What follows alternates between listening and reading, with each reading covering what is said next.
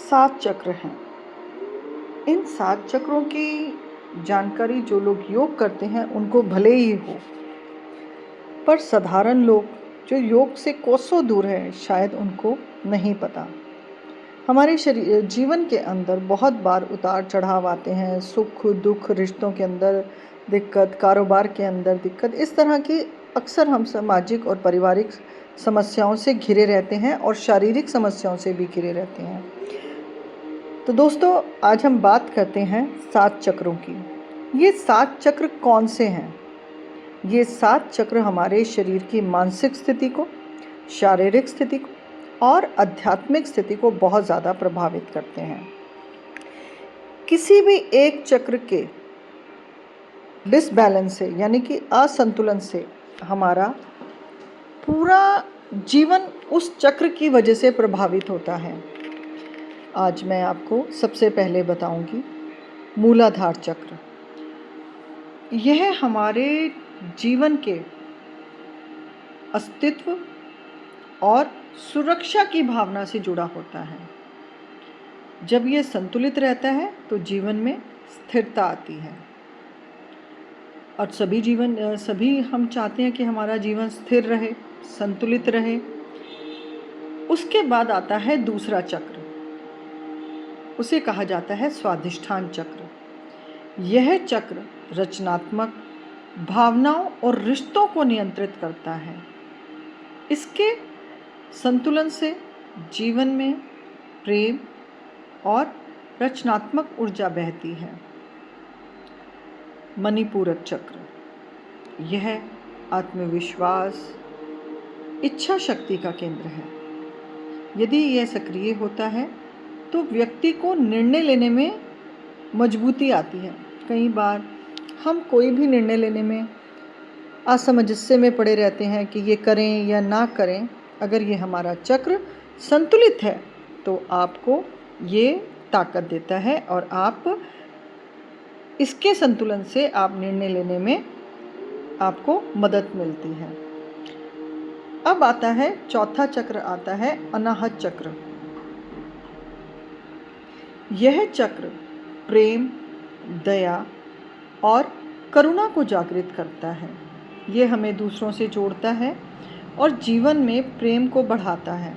अब आप देखिए कि हम सभी चाहते हैं कि हम एक दूसरे से जुड़े रहें, परंतु आज समय इतना तेज़ी से चल रहा है, इंसान को ना तो रिश्तों में मजबूती मिल रही है, ना प्रेम में के अंदर मिल रही है। और आज हम आए दिन ऐसी खबरें सुनते हैं जहां हम देखते हैं कि कितनी परेशानियां सिर्फ संबंधों के अंदर हैं, प्रेम के अंदर हैं। तो ये चक्र अगर डिसबैलेंस है तो कहीं ना कहीं आपके जीवन में भी ये समस्याएं आप अनुभव करेंगे, तो आपको पता चलेगा कि ये चक्र आपका डिसबैलेंस है। उसके बाद आता है विशुद्धि चक्र। यह अभिव्यक्ति और संवाद से जुड़ता है।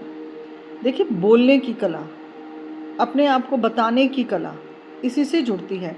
इसके जागरण से क्या होता है कि व्यक्ति में सच्चाई और भावनाओं को सही तरीके से व्यक्त कर पाता है। कई बार हम अपनी भावनाएं भी किसी को नहीं बता पाते, हम छुपा लेते हैं अपनी भावनाओं को। तो ये चक्र हमारी उन भावनाओं को भी बताने में अगर संतुलित है तो मदद करता है। अब आता है हमारे पास छठा चक्र, ये है हमारा आज्ञा चक्र। ज्ञान, अंतर्ज्ञान और आत्मज्ञान का स्रोत है। देखिए, हम जीव हैं, हमारी पहचान सिर्फ इतनी है कि हमारा नाम ये है, ये हमारा परिवार है, ये हमारा शरीर है और ये हम काम करते हैं। हमारी पहचान सिर्फ इतनी है, परंतु यदि ये चक्र जागृत हो जाता है तो ये हमें स्वयं के भीतर लेकर जाता है और हमें स्वयं के होने का अनुभव करवाता है कि मैं कौन हूँ। तो आज्ञा चक्र का अंतर्ज्ञान, आत्मज्ञान, इसको बढ़ा देता है। अब हमारे पास आता है सहस्त्र चक्र। यह आध्यात्मिक जागरण का द्वार है। जब यह जागृत होता है तो व्यक्ति ब्रह्मांड से जुड़ने का अनुभव करता है या उसे जुड़ाव महसूस होता है।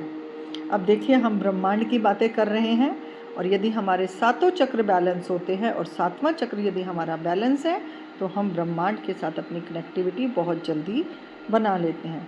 जब ये सातों चक्र संतुलित होते हैं तो जीवन में ऊर्जा, स्वास्थ्य, प्रेम और शांति का प्रवाह रहता है। आइए रोज ध्यान और साधना से इन चक्रों को संतुलित करते हैं और अपने जीवन को सकारात्मक ऊर्जा से भरते हैं। मैं आध्यात्मिक मालती आपके साथ इस ऊर्जा की यात्रा में आपके साथ हूँ। जय हो ब्रह्मांड। अगर यह विषय आपको अच्छा लगा हो तो लाइक, सब्सक्राइब और शेयर करना बिल्कुल ना भूलें और बेल आइकन को ज़रूर दबाएं और बताएं कि क्या आप अपने इन चक्रों को समझकर अपने जीवन के पहलुओं को देखें और मुझे कमेंट बॉक्स में ज़रूर बताएं। इसी से हम अपने जीवन को बेहतर से बेहतरीन बना सकते हैं। धन्यवाद। जय हो ब्रह्मा।